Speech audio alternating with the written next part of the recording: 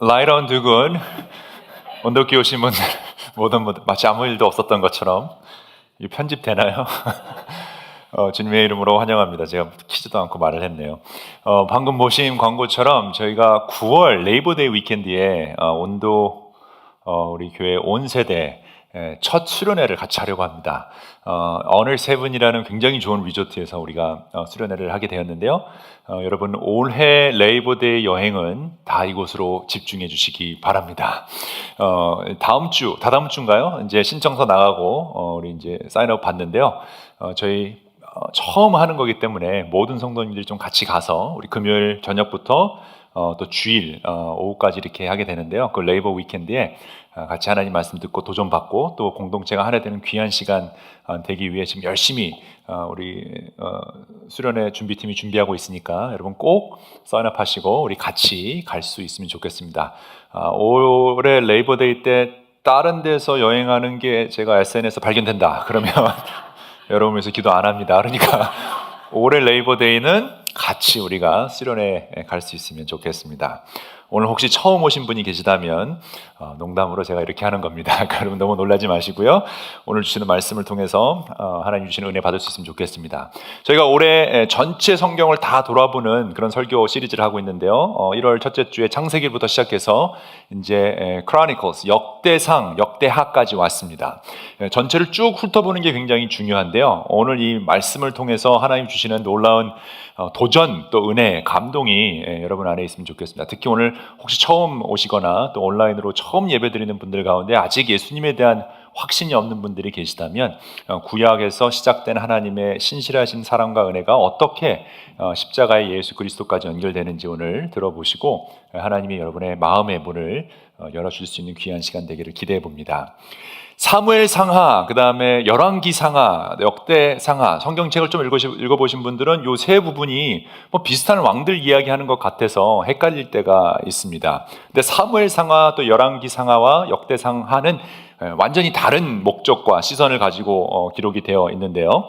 먼저 사무엘상하는 어떤 왕이 하나님 마음에 합한 왕인가에 대한 질문을 가지고 사무엘 선지자로부터 첫 왕이었던 사울, 그 다음에 다윗, 그 다음에 이 압살롬에 이르기까지 이 세 왕을 중심적으로 보고 있습니다.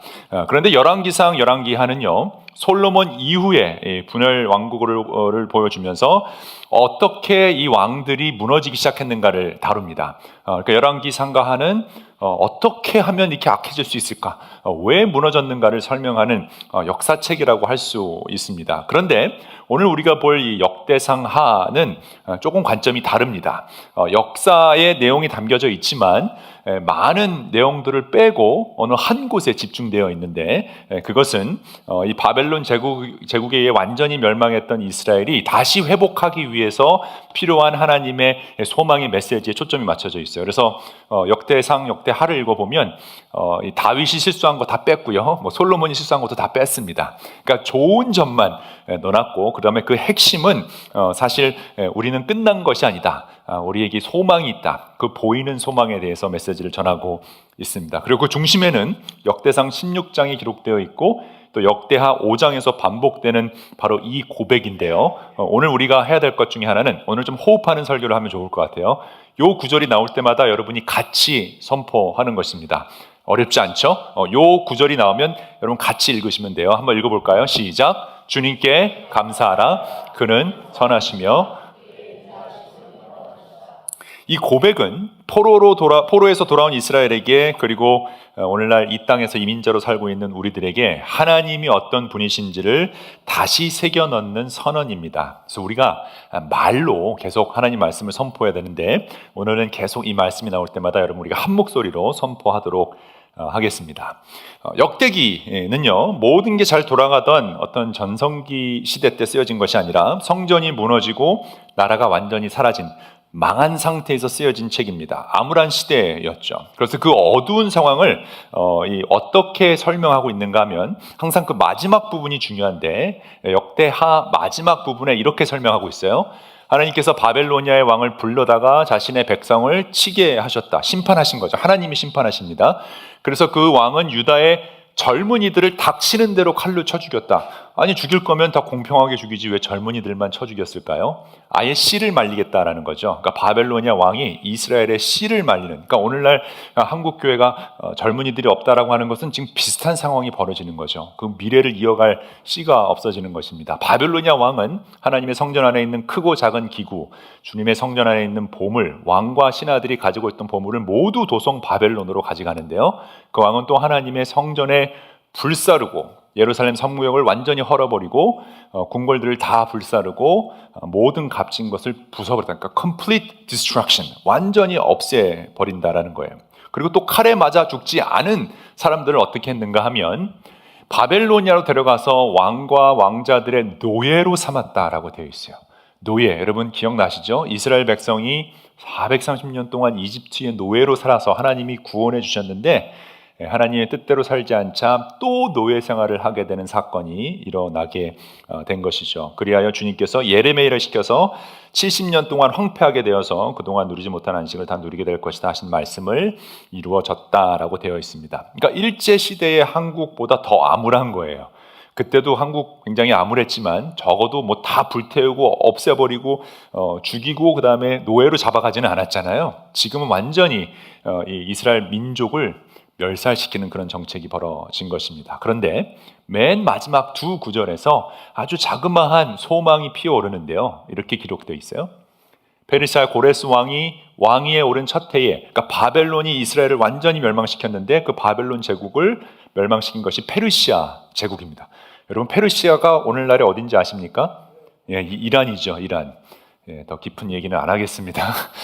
그 이란, 그 페르시아를 이제 페르시아가 바벨론 제국을 무너뜨리고 이제 제국이 됐는데 그 페르시아의 고레스 왕이 주님께서 예레미야를 시켜서 하신 말씀을 이루시려고 그 왕의 마음을 움직이셨다 이렇게 돼 있어요. 그리고 고레스는 온 나라의 명령을 내리고 그것을 다음과 같이 조서로 써서 돌립니다. 페르시아의 고레스 왕은 다음과 같이 선포한다. 주 하늘의 하나님께서 나에게 이 땅 위에 모든 나라를 주셔서 다스리게 하시고 유다의 예루살렘에 그의 성전을 지으라고 명하셨다. 성전을 지으라고 누구에게 지금 명하셨습니까? 고레스 왕. 고레스 왕은 어떤 왕이에요? 페르시아 이방인 왕에게 하나님의 성전을 지으라라고 명령하신 상황이죠.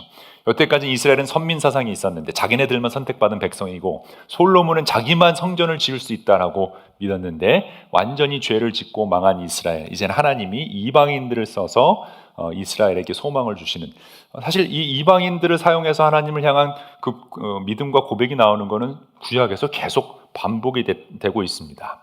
페르시아 고레스 왕은요, 그래서 이렇게 선포하시죠. 주 하늘의 하나님께서 나에게 이 땅의 모든 나라를 주셔서 다스리게 하시고 유다의 예루살렘에 그의 성전을 지으라고 명하셨다. 이 나라 사람 가운데 하나님을 섬기는 모든 백성에게 하나님께서 함께 계시길 빈다. 그들은 모두 올라가게 하여라. 이렇게 역대하가 끝이 납니다. 그러니까 이스라엘의 왕족에 대한 이야기가 포로로 잡혀가고 고레스 왕에 의해서 다시 돌아오는 것으로 끝이 나죠. 그리고 그 다음 이야기는 이제 다음 주에 에스라, 느헤미야 이제 나오면서 그 회복에 대한 이야기가 나옵니다. 70년 포로기가 끝나고 드디어 이스라엘로 돌아갈 수 있게 되었는데요. 70년 잡혀갔으니까 2, 3세대 정도 변화가 있었겠죠. 그러니까 나이가 아주 많은 분들은 얼핏 예전에 아마 기억이 조금 있겠지만 대부분의 사람들에게는 기억이 없습니다. 하나님의 역사하심을 모르는 세대입니다. 하나님이 누구인지도 모르는 상황이에요. 그러니 포로 생활을 하다가 폐허가 된 예루살렘을 바라보는 그 사람들의 심정이 어떻겠습니까? 무슨 하나님이고 뭐고 이 상황에서 우리가 뭘 말할 수 있을까? 그러니까 완전히 황폐한 그 도시로 돌아온 이 이스라엘 사람들에게 떠오른 질문은 아마 이거였을 거예요. 과연 하나님은 살아계신가? 과연 하나님은 살아계신가요? 여러분은 이런 장면에서 이런 삶의 황폐함 앞에서 태풍과 어려움과 여러 가지 힘든 일들이 일어난 정말 아무것도 나에게 없는 그런 황당한 상황에서 하나님은 과연 살아계신가라는 질문 우리도 던져볼 때가 있죠.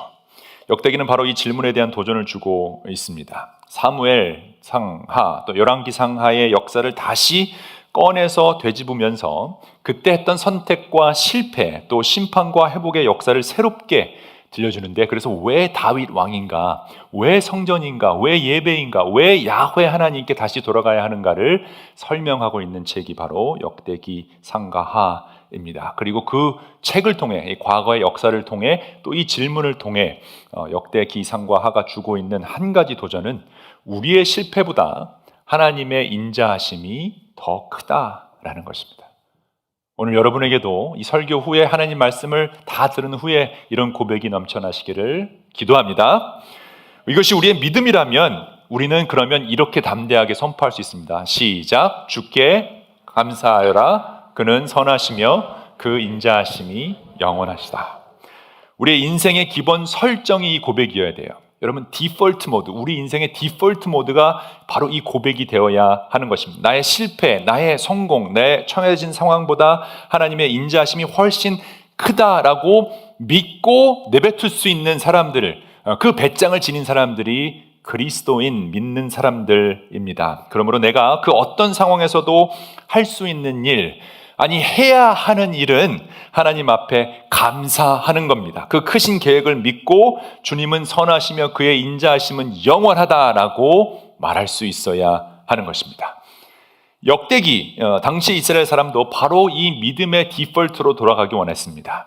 그래서 오늘 본문인 역대상 16장을 보면 하나님의 말씀을 상징하고 사랑을 상징하는 그 언약궤가 들어왔을 때 과거 다윗 왕이 하나님의 선하심과 인자하심을 어떻게 노래했는지를 기록함으로 그걸 읽고 있는 그 포로기에서 돌아온 이스라엘 백성으로 하여금 기억하게 만듭니다. 이렇게 기록되어 있어요. 그들이 하나님의 궤를 들어다가 다윗이 궤를 두려고 쳐놓은 장막 안에 궤를 옮겨놓고 나서 하나님 앞에 번제와 화목제를 드렸다. 그래서 4절을 보면 다윗이 레위 사람을 임명하여 주님의 궤 앞에서 섬기며 주 이스라엘의 하나님을 기리며 감사하며 찬양하게 하였다. 그날에 처음으로 다윗이 아삽과 그 동료들을 시켜 주님께 감사를 드리게 하였다. 여러분 눈치채셨습니까? 8절에 보면 너희는 주님께 감사하면서 그의 이름을 불러라. 그가 하신 일을 만민에게 알려라. 노래하면서 찬양하면서 놀라운 일을 전하라. 그의 거룩하신 이름을 찬양하라. 주님을 찾는 이들은 기뻐하여라. 여러분 이게 부탁입니까? 명령입니까? 명령이죠. 옵션이 아니에요. 여러분 상황이 좋으면 그래 오늘 월급 더 받고 좋은 직장 갖고 상황이 나아지면 기뻐하십시오가 아니라 기뻐하라는 거예요. 기뻐하라는 거예요. 기뻐하라는 거예요. 명령이 떨어지면 기뻐하라는 거예요. 그러니까 이거는 옵션이 아니다라는 걸 이야기하고 있죠. 과거 이스라엘 백성에게요, 하나님을 예배하는 것은 단순히 내 감정을 최고로 끌어올려서 내가 만족하는 그런 찬양이 나오고 오늘은 찬송가가 나왔다 안 나왔다, 오늘은 젊은 찬양이 나왔다 안 나왔다, 이런 걸로 만족하고 기뻐하는 것이 아니라 하나님이 앞에 계시니 기뻐하라라는 명령입니다. 선택이고 행함이에요. 명령이니까 감사드리는 거고 이름을 부르는 거고 찬양을 하는 것이고 기뻐하는 것입니다. 그러므로 예배란 나의 감정을, 나의 어떤 편안함을 채워주는, 만족시켜주는 그런 시간이 아니라 나의 방향을, 나의 결단의 방향을 정하는 시간이라는 거예요. 무슨 방향일까요? 나의 인생의 최종 목적지를 향한 방향, 즉 창조주 하나님을 향한 그 방향 설정 시간이 예배 시간이에요. 그러니까 여러분 여기서 우리 예배 드린다라고 하는 것은 내가 좋아하는 찬양과 설교와 그런 분위기가 되어야 기뻐하는 것이 아니고 예배 드리는 것이 아니라 그냥 하나님 앞에 나왔다라는 것 자체가 기쁘고 하나님 앞에 나온 것 자체가 나에겐 큰 은혜가 되는 것입니다. 지금까지 이스라엘 사람들의 최종 목적은요, 나였어요. 보통 세상 사람들도 가끔 우리도 그렇죠.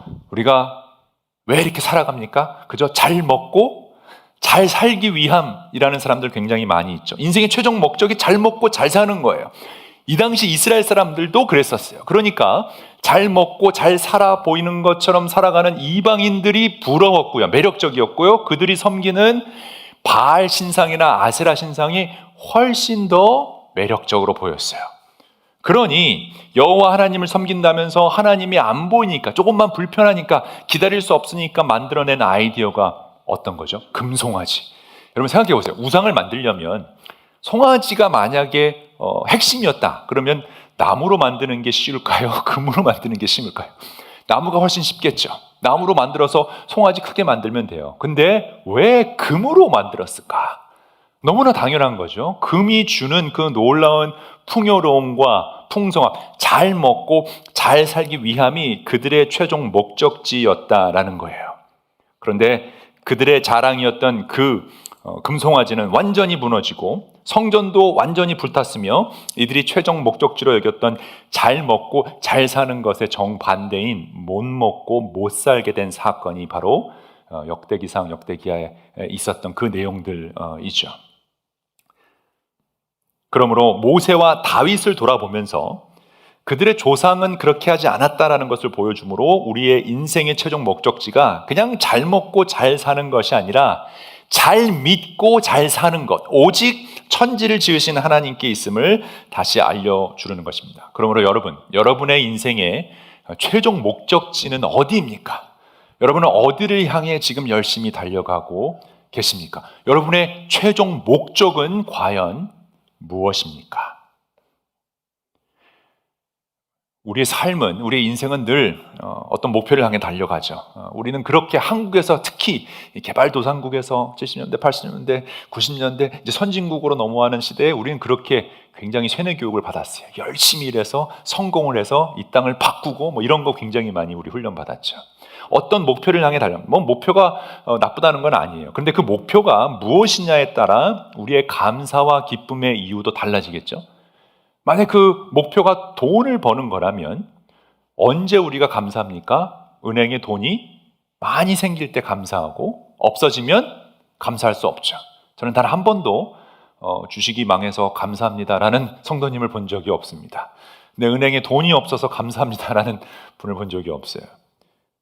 근데 목적이 명예와 출세라면 세상이 알아줄 때 감사하겠죠? 자녀의 성공이 전부라면 자녀들이 잘 될 때 할렐루야가 나오지 자녀가 잘 안 됐을 때 감사하다는 말이 나올 수 없습니다. 만약 우리의 최종 목적지가 이 땅의 것이라면 여러분 결국 그 끝이 허무하다라는 얘기는 수도 없이 많이 들어보셨잖아요. 왜냐하면 이 세상의 모든 것은 결국 사라질 것이기 때문이에요. 눈에 보이는 모든 것은 언젠가는 끝이 나죠. 우리의 시력도 나이가 들면서 점점 안 좋아지잖아요. 우리의 인생의 목적도 그 땅의 것과 함께 사라져 버린다면 얼마나 공허하고 덧없는 인생이겠습니까? 오늘 역대기 기자는 그래서 우리에게 분명히 말합니다. 우리의 인생 목적은 사라지는 이 땅에 있지 않다라는 거예요. 우리 인생의 방향은 오직 우리를 창조하신 여호와 하나님께 있습니다. 온 우주를 지으시고 그 사랑으로 여러분을 만드신 하나님께 시선을 고정할 때 진짜 잘 믿고 잘 사는 것이 무엇인지를 여러분 경험할 수 있다는 거예요. 그럴 때 비로소 우리는 인생이 즐겁고 평화로우며 진정한 샬롬을 이 땅에서 누리고 그 샬롬이 우리가 죽은 후에도 영원토록 하나님과 함께 할 수 있는 것입니다. 하나님께 향할 때, 방향을 정했을 때 우리는 비로소 영원한 생명의 여정을 걸을 수 있기 때문입니다. 그런데 우리 이민 현실은 그렇지 못할 때가 많이 있죠. 우리를 너무 쉽게 감사하지 못하는 방향으로 이끌어갑니다. 영어가 자유롭지 못해서 매번 위축될 때가 있죠. 가끔 우리 성도님들 나중에 이민 오신 분들, 영어가 불편한 분들과 얘기하다 보면 커스터머들 또 손님들과 사업하시는 분들 가운데는 자기는 절대 싸우지 않는다 뭐 이런 얘기를 하시는 분들도 있어요. 왜냐하면 이 싸우면 말을 시원하게 영어로 잘해주고 싶은데 영어가 잘 안 되니까 더 답답해서 더 마음이 우울해진다는 거예요. 영어 때문에 고생하는 경우도 되게 많이 있죠. 저도 13살 때 왔을 때 중학교, 고등학교 때 엄청 스트레스였어요. 영어 때문에 답답해요. 말을 잘 못해요. 감사가 나올 수가 없어요. 또 직장에서 늘 외국인이라는 경계 속에서 평가받고 인종차별 당할 때 있잖아요. 이거는 정말 이민자들만 경험할 수 있는. 저도 하이스쿨에서 매스 티칭 할 때 전 미국 시민권자거든요. 그리고 마스터까지 해서 학교에서 그래도 애들이 뽑아주는 Teacher of the Year 상장 딱 방에 걸어놓고, 근데 우리 선생님들끼리 얘기할 때 늘 Where are you from 물어봐요. 그 질문을 들으면 이게 별로 나쁜 질문이 아닌데 굉장히 기분이 나빠요. 왜 그런지 모르게. 그래서 한 번은 제가 하도 그래서 물어본 거 또 물어보고 그래서 노스 코리아 그랬어요. 까불면 나 부른다고. 우리는 미국 이민자 시민권자, 영주권자인데 자기들이 먼저 이민 왔다고 주인 행세하고 우리는 늘 이방인 취급하죠. 인종차별 당합니다. 감사가 나올 수 없는 상황이죠. 그렇다고 한인끼리 서로 잘 도와줘서 위로해 주지도 못하죠. 얘기 들어보니까 대부분 우리는 어느 민족에게 사기를 당합니까? 알아서 상상하시기 바랍니다. 이민 생활을 하다 보면 억울한 일이 너무 많아요. 그래서 현실 속에서 또 주일날 와서 목사님 감사라 그러는데 목사님은 현실을 모른다. 여러분, 감사라는 말이 비현실적인 종교 용어로 들릴 수 있어요. 나라가 망해서 포로 생활을 하다가 다 불타버린 예루살렘으로 돌아온 사람들에게도 그들의 처절한 그 현실은 감사의 이유가 되지 못했어요. 그런데 성경이 말하는 그 감사는 절대 그 상황과 조건에 있지 않다라는 거예요. 그러니까 데피니션 자체가 달라요. 감사할 수 있는 조건이 있는 상황에서는 누군들 감사하지 못하겠어요. 여러분, 갑자기 돈이 많이 생기고 갑자기 사업이 잘 되고 모든 게 잘 풀리면 당연히 하나님께 감사. 그건 믿지 않는 사람들도 감사해요. 그런데 성경이 증거하는 감사란 현실에 근거한 것이 아니라 하나님 때문에 감사하는 것이 진짜 감사라는 거예요. 현실을 보면 감사할 수 없는 이유가 훨씬 많지만 우리는 하나님께 감사드림으로 우리의 정체성을 드러내는 거예요. 여러분, 이해가 되세요? 그런 상황이 아니더라도 하나님께 감사함으로 우리가 하나님의 백성되고 자녀되었음을 이 세상에 드러나는 거예요. 내가 이해할 수 없는 일 가운데서도 먼저 나를 바라보며 나의 이름을 불러주시는 그 하나님 때문에 감사하는 거예요. 왜냐하면 주께 감사하라. 그는 여러분, 감사의 삶을 살고 계십니까? 아니, 이런 감사의 삶이 진짜로 가능하다라고 생각하십니까? 가능합니다. 신앙인들에게는 가능하다 뿐이 아니라 이렇게 해야 되는 거예요. 명령이에요. 제 주위에도 그런 삶을 살아가는 분들이 많이 계세요. 교인분들 가운데 코로나 때문에 정말 힘든 상황 속에서도 편법, 불법으로 정부에서 주는 돈 그렇게 받지 않고 정직하게 하다가 더 손해보는 일이 있었어요. 그런데 거기다가 홍수가 나서 더 또 손해를 봤어요. 그러다가 도둑도 들어서 엄청나게 손해를 보았는데 그럼에도 불구하고 정직하게 하나님 뜻대로 살아가면서 하나님께 감사를 외치는 우리 성도님들 계세요. 놀랍게도 그분은 그 상황 속에서도 감사합니다를 고백할 수 있었는데 그 이유가 본인이 당한 그 손해보다 하나님이 훨씬 크다는 것을 믿고 있었기 때문이에요. 손실의 크기보다 하나님의 신실하심이 더 크다는 사실을 믿기로 하고 감사를 선택하기 때문입니다. 사랑하는 여러분, 하나님 나라의 백성에게 감사는 감정이 될 수 없어요. 느껴야 하는 감사나 어떤 조건이 아니라 믿음으로 결단하는 거예요. 선택하는 거예요. 여러분의 배우자가 바라보면서 내가 선택한 나의 선택이니까 감사하는 거고요. 여러분의 자녀를 보면서 그 어떤 조건에서도 감사할 수 있어야 되고 하나님 때문에 내가 감사를 선택하는 것. 은혜로운 찬양이나 감동적인 설교가 있어야 감사가 아니라 하나님 나라의 백성이기에 감사는 내 선택이 될 수 있는 것. 이것이 하나님께 방향을 맞춘 예배자들의 특징입니다. 이것은 현실을 외면하자라는 뜻은 아닙니다. 무조건 믿음으로 아멘 하십시오가 아니고요. 오히려 현실보다 더 크신 하나님을 바라보자는 거예요. 저는 여러분이 그 시선을 넓히는 일, 마치 시력을 잃어서 잘 안 보일 때 초점이 잘 맞는 안경을 씌워지면 잘 보이는 것처럼 그 영적인 안경을 씌워주는 일을 하고 있는 것입니다. 이것이 바로 역대기의 신앙이기 때문이죠. 그리고 오늘 본문은 여기서 한 걸음 더 나아가서 우리에게 도전하는데요. 이 감사의 선택은 단순한 감정의 결과가 아니라 하나님의 언약과 구원의 역사를 기억하는 그 메모리에서 나타난다라는 거예요. 하나님이 베푸신 은혜를 잊지 않는 그 기억, 그래서 그 기억하는 것이 너무너무 중요하다라는 것을 그 다음 구절에서 이렇게 얘기합니다. 주님께서 이루신 놀라운 일을 기억하여라. 이것도 명령이죠. 하나님이 어떻게 이끄셨는지를 기억하라는 거예요. 그 이적을 기억하고 내리신 판단을 생각하라. 그의 종 이스라엘 자손아, 그가 택하신 야곱의 자손아, 그가 바로 우리 우리의 하나님이다. 그가 온 세상을 닿습니다. 영어로 보면 remember 이렇게 됐잖아요. Remember the wonders he has done, his miracles, and the judgment he pronounced. 하나님이 하신 그 모든 일을 remember. 인간이 가지고 있는 가장 연약한 약점 중에 하나가 기억력인 것 같아요. 저도 점점 기억이 안 나는데 특히 우리 인간은요 선택적 메모리가 있는 것 같아요. 그렇지 않아요? 여러분 생각해보면 여러분 결혼하신 분들은 결혼 생활을 해보세요. 배우자가 잘해준 게 더 많이 기억나요? 섭섭하게 한 게 더 많이 기억나요? 교회에서 많이 뭐 즐겁고 재미있고 이런 것들이 더 기억이 많이 납니까? 아니면 섭섭하게 한 상처받은 게 생각이 더 많이 납니까? 희한하게 우리는 고맙고 감사했던 일을 금세 잊어버리고 오히려 상처받은 일, 섭섭했던 일, 미워했던 일은 아주 오래오래 무슨 김치냉장고처럼 숙성시켜서 오랫동안 간직해요. 우리가 다투고 싸울 때 보면 금세 드러나죠. 부부 사이에서도 그렇고 부모 자식 간의 사이에서도 그래요. 뭘 얼마나 잘해줬는데 우리가 분명히 아내로서 남편으로서 잘해준 게 훨씬 많은데 항상 감정 상하는 거 하나 때문에 다 까먹고 그거 갖고 공격당하죠. 우리 아이들도 그래요. 제가 그 아이들이 제 자녀들이 갖고 있는 모든 건 다 제 거잖아요. 제가 다 사주고 제가 다 해줬는데 뭐 하나 사달라고 했는데 no 했다고? Worst dad ever, 뭐 don't talk to me, 뭐 이게 말이 되냐고요. 아니 수학적으로 봐도 내가 10번 잘해주고 한 번 no 하면 9점이 돼야지 어떻게 빵점이 됐어. 그러니까 우리는 과거에 잘해준 거 다 잊어버리고 지금 기분 나쁜 거 섭섭한 거 하나만 가지고 자꾸 따지죠. 신앙생활도 똑같아요. 교회 와서도 그렇죠.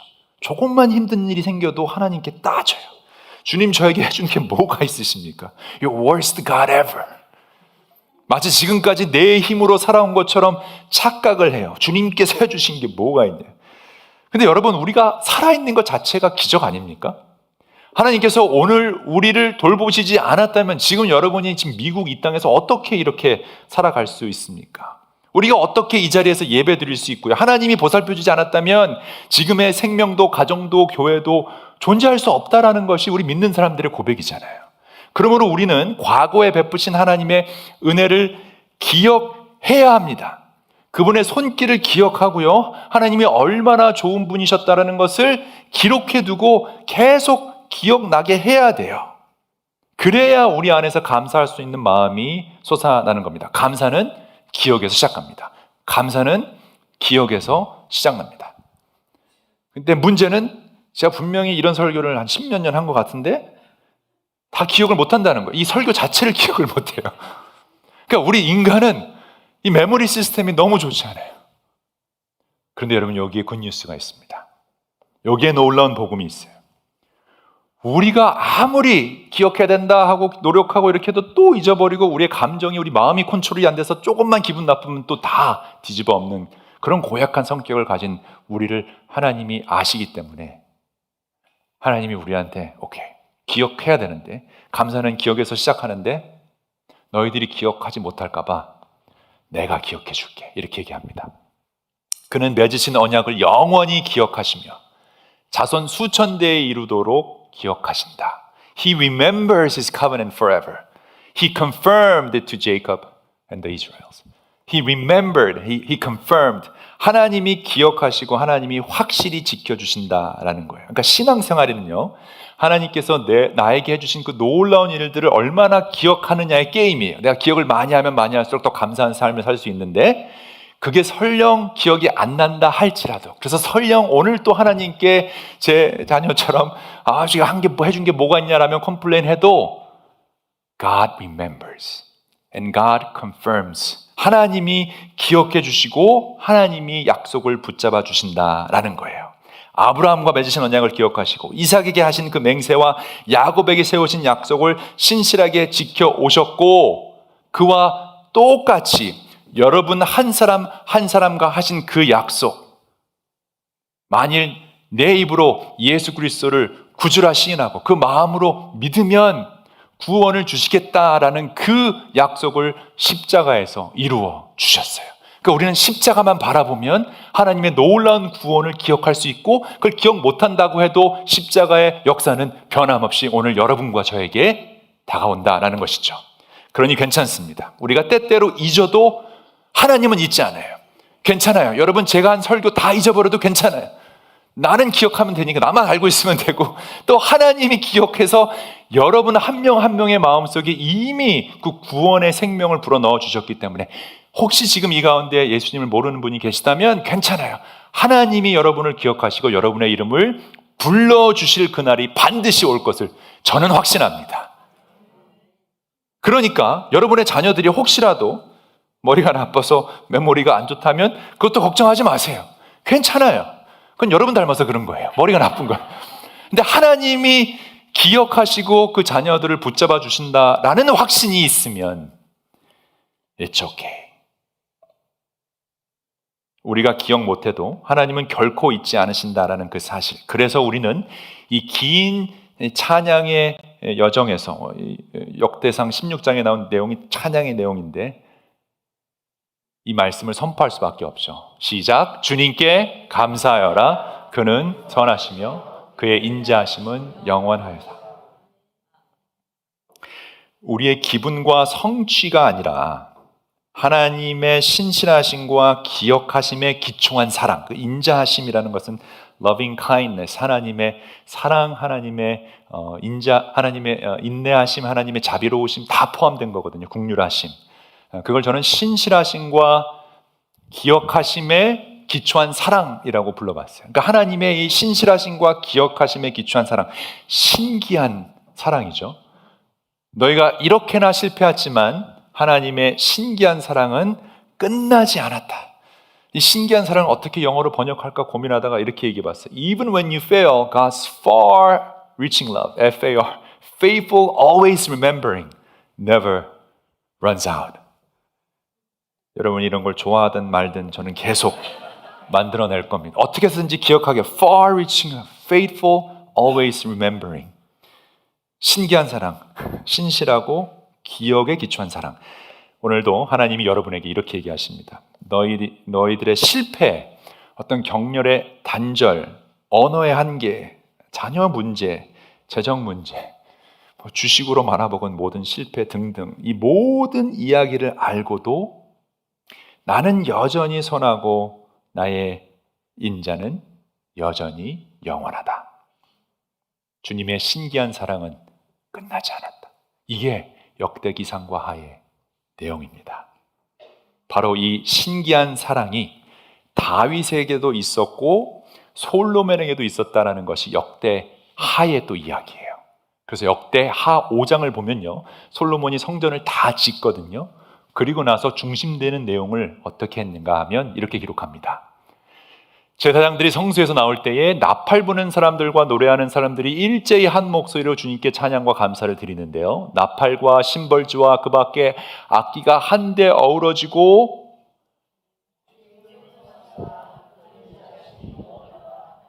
그리고 나서 주님의 영광이 하나님 성전을 가득 채워서 구름으로 자욱하였으니 제사장들이 서서 이를 볼 수가 없었다라는 거예요. 지금 여러분이 크게 외치지 않으니까 지금 구름이 자욱하지 않는 거예요.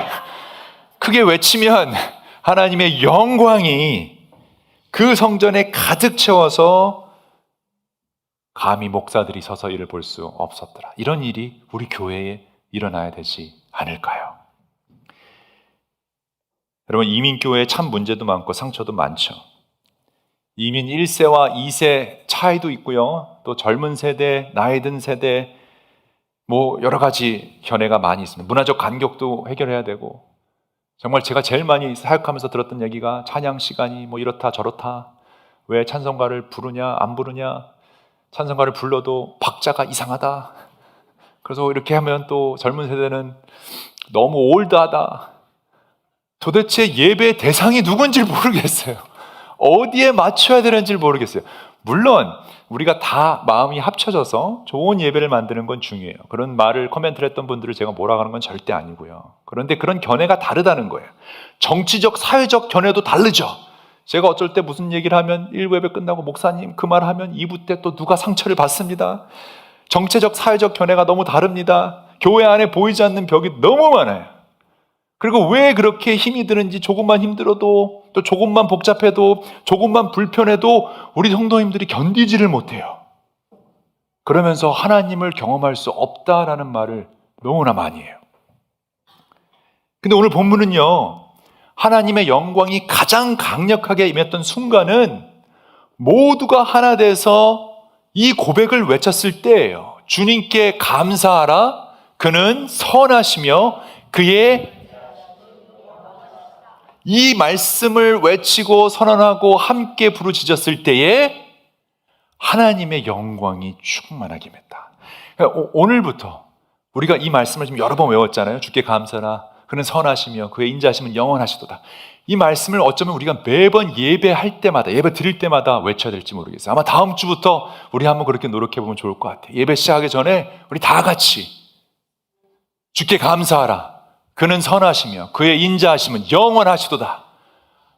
그때 구름이 내려오면 예배하고 안 내려오면 가십시오 이러고 한번 하나님 좀 보여주십시오라고 그렇게 해보면 얼마나 좋을까.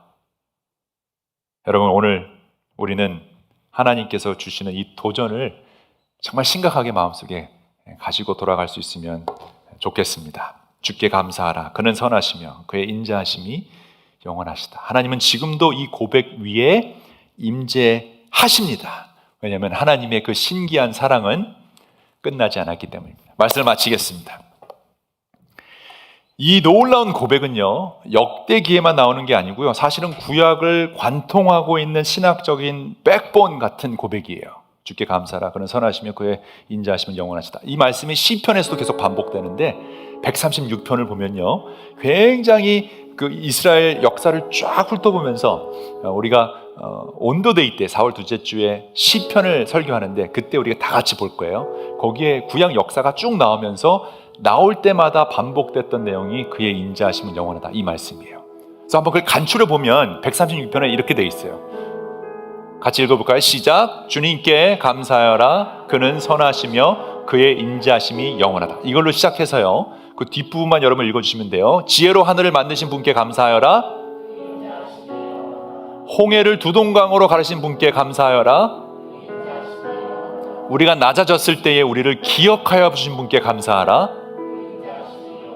육신을 가진 모든 사람에게 먹거리를 주시는 분께 감사하여라.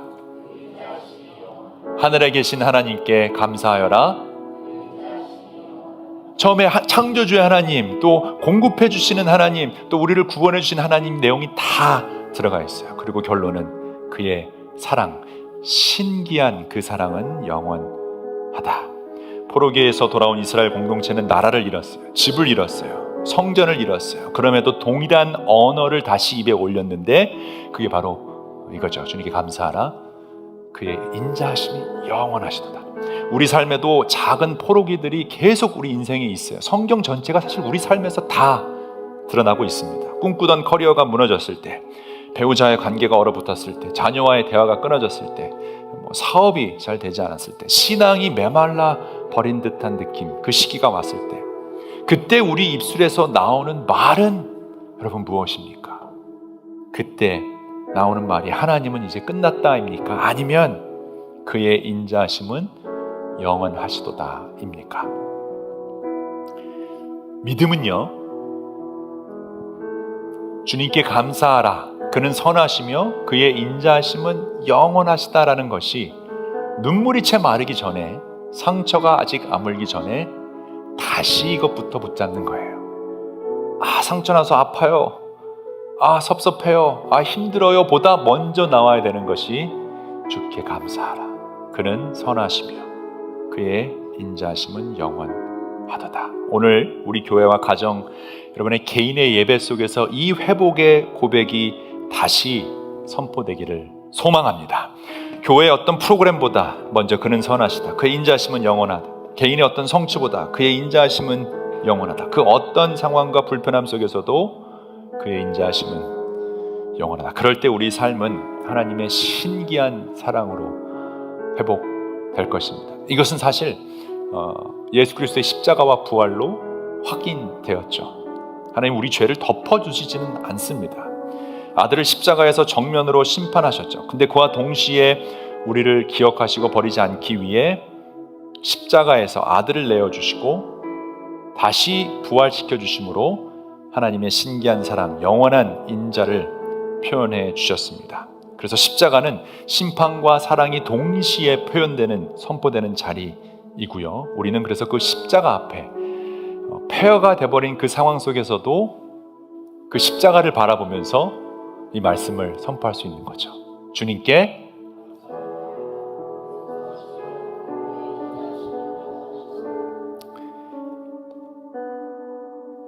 여러분 기억하시기 바랍니다. 오늘 말씀 다 잊어버린다 해도 꼭 십자가를 바라보시며 이것만 기억할 수 있으면 좋겠습니다. 나의 실패가 마지막 단어가 아니다. 나의 상처가 마지막 문장이 아니다. 나의 마지막 단어와 문장은 언제나 하나님의 신비한 사랑이다. 하나님은 다시 우리 가운데 하나님의 영광을 드러내실 겁니다. 옛날과 똑같은 방식은 아닐지라도 더 깊고 풍성한 방식으로 그리스도 안에서 성령을 통해 여러분 가정을 채우시고 우리 교회를 채우실 겁니다. 이 믿음을 가지고 마지막으로 선포해 봅시다. 주님께 감사하여라. 그는 선하시며 그의 인자하심은 영원하시다. 아멘, 아멘. 자리에 일어나서 축도로 오늘 예배 마치도록 하겠습니다.